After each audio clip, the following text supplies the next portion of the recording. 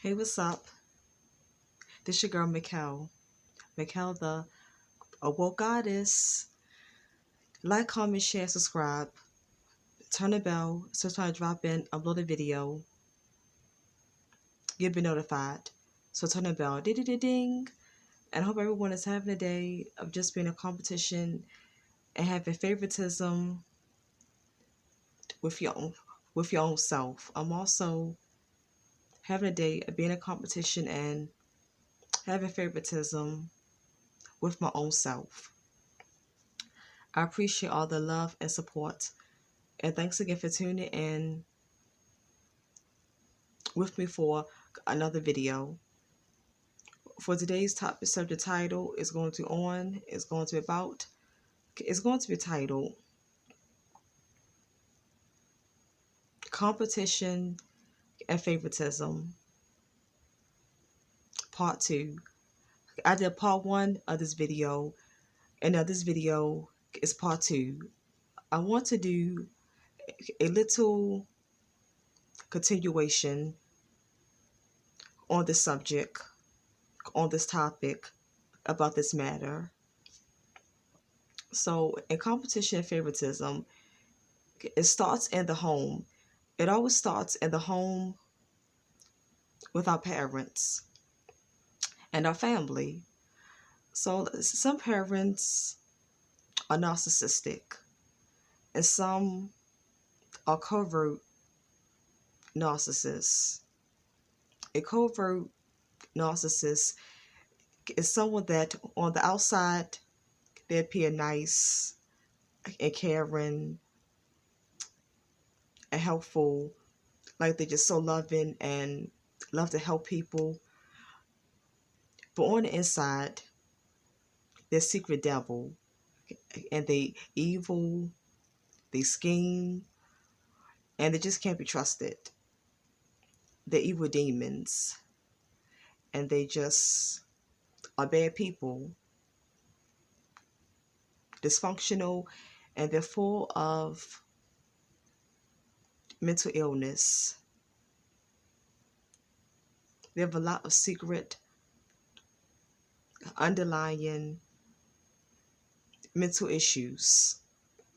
And some parents, with their children, they label one child as a golden child, another child is the lost child, and another child is the black sheep slash the scapegoat.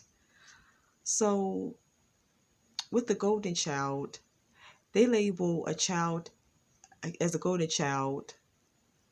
One of the reasons is they label one child as a golden child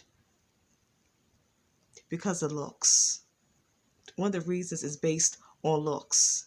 They feel like this child is so attractive and look better than their siblings.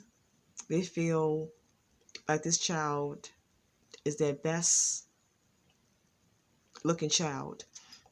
And that's wrong. I mean, that's effed up.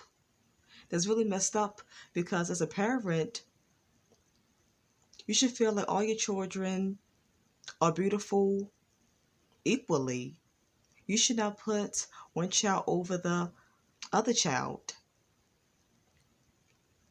It should not be in your heart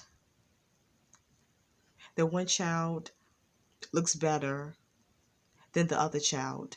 All your children, you should feel like all your children are beautiful and they're equally in looks. They're your children. They all came from you. And sometimes their futures is different. Their futures is different from one another. But it still came from you. All of them came out of you. They're your blood. They all got your genes. So they should be equally in looks and equally beautiful and attractive and good looking. Another reason is,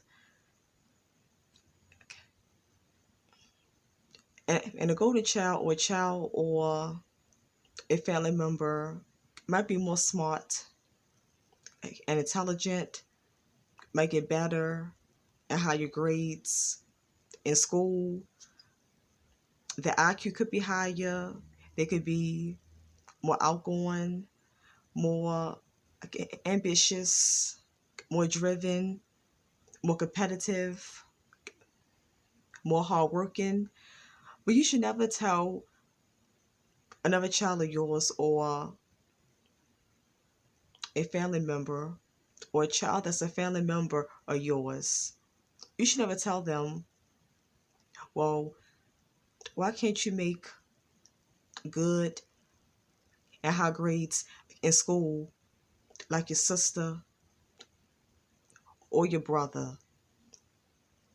Why can't you be a hard worker like your sibling?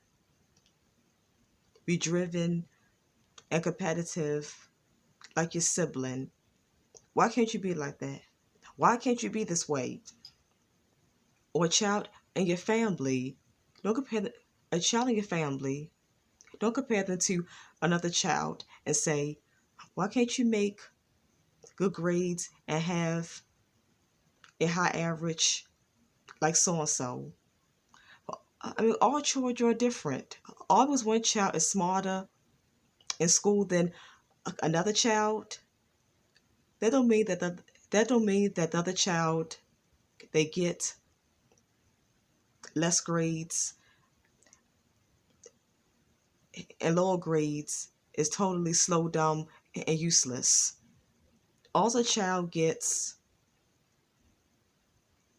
lower grades, all because they get lower grades in school than another child.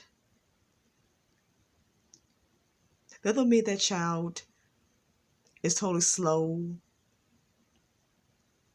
dumb. It don't mean that child is not talented. That child can be talented in other ways. That child can be talented. They can be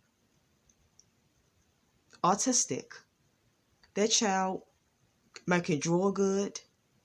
They might can paint good. They might can build good. That child might be good in sculpting. Or that child might be good in singing, writing songs. They can be good in acting, reciting poetry. They can be good in speaking. They can be a good speaker.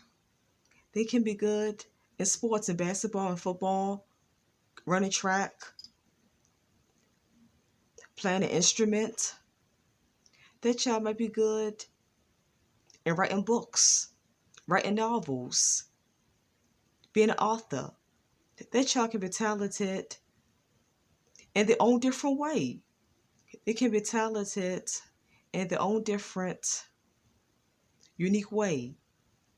So all because they get lower grades than another, all because they get lower grades than another child, it don't mean they is totally slow, dumb, and less talented than the child that's smarter and they get to make better grades in school. It does not mean that. Everyone has their own talents. Everyone learn different. And everyone has their own talents and smart, ambitious, hardworking, and driven in their own way. Everyone is intelligent, have their own talents, their own gifts, and their own skills in their own way.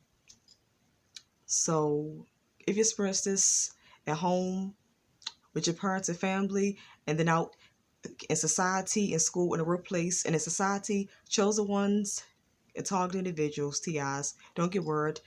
Because your only competition and favoritism with your own self. I gotta go, Mikkel. Like, comment, share, subscribe, and one love. I love you all.